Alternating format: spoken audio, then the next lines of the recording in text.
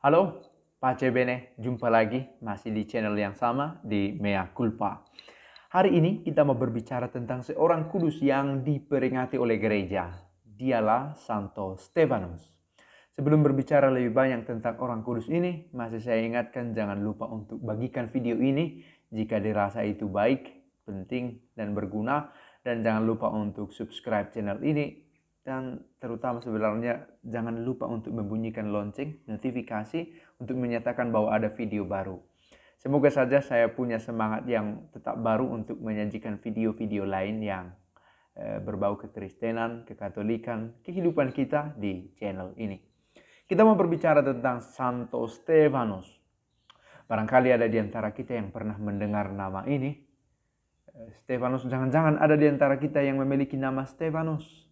Tanggal 26 Desember ia diperingati. Stefanus dikenal sebagai seorang martir, bahkan dia dikenal sebagai martir yang pertama.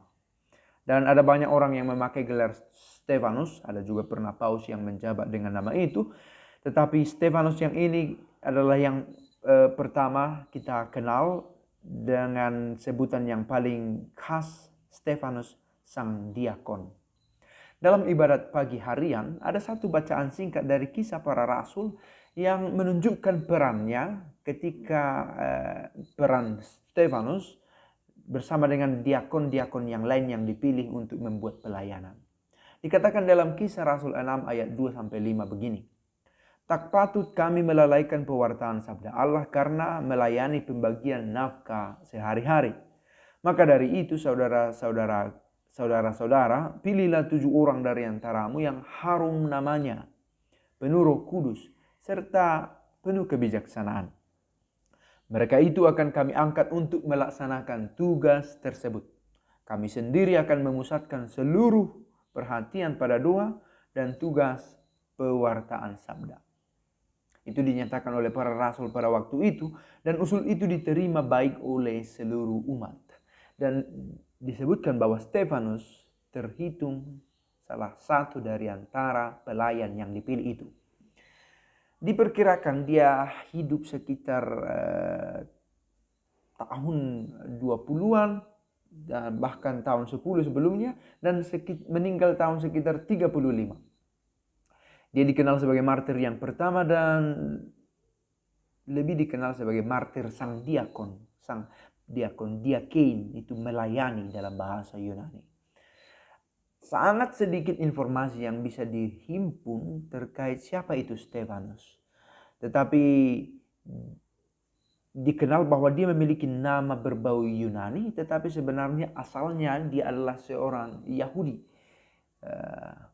Dia kental dekat dengan budaya Yahudi. Ada satu kata yang tertulis di satu nisan yang diduga adalah kuburannya dengan kata kelil. Satu kata dari bahasa Aram yang ekuivalen dengan kata Stefan dalam bahasa Yunani. Dikatakan bahwa arti dari kata itu adalah crown, mahkota. Saya tidak begitu tahu pasti pencarian etimologis dari kata ini. Kalau dalam bahasa Latin sebenarnya crown itu corona, tetapi dalam bahasa Yunani ini dikatakan dalam kata Stefanus termuat kata mahkota. Ya, dia adalah martir pertama yang dimahkotai. Begitu istilah teologis yang dipakai sebagai martir yang pertama. Dia disebutkan dalam Kisah Para Rasul 6 ayat 5 sebagaimana tadi kita bacakan di sini.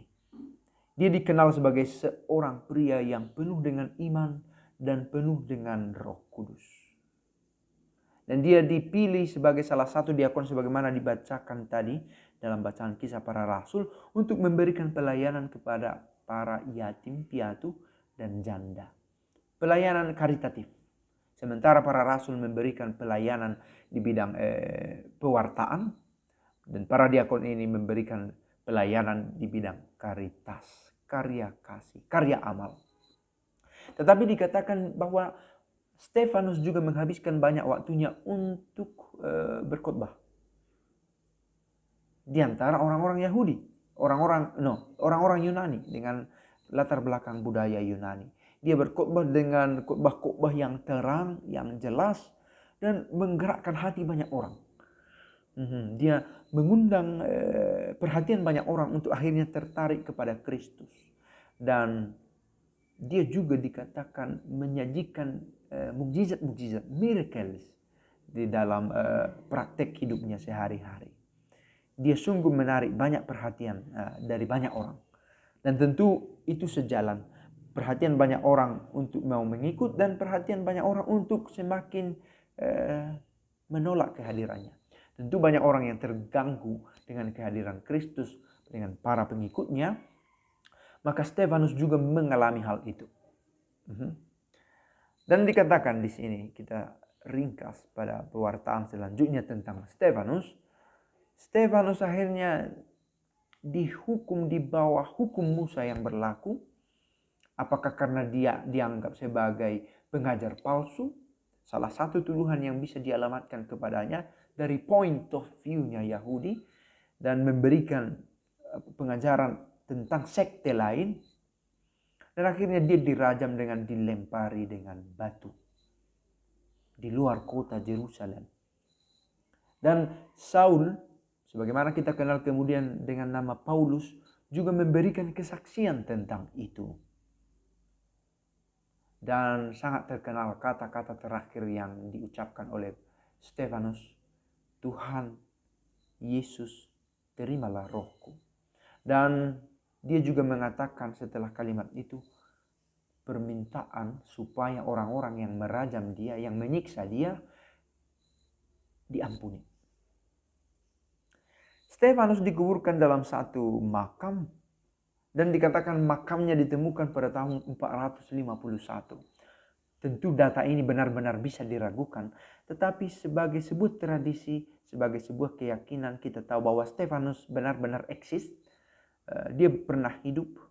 Dan dia dikenal sebagai diakon sebagaimana tadi sudah dituturkan. Makam Stefanus ditemukan pertama sekali oleh seorang ratu bernama Lucian. Ratu dari Eudoxia.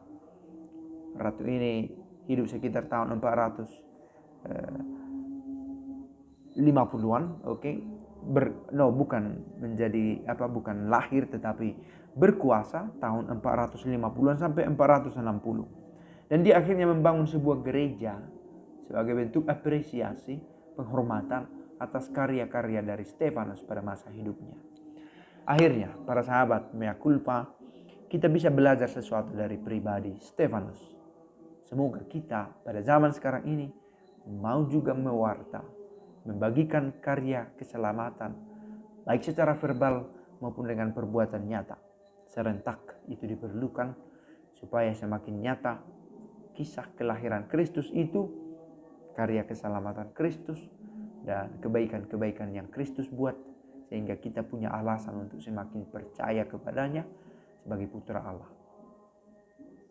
Pace bene.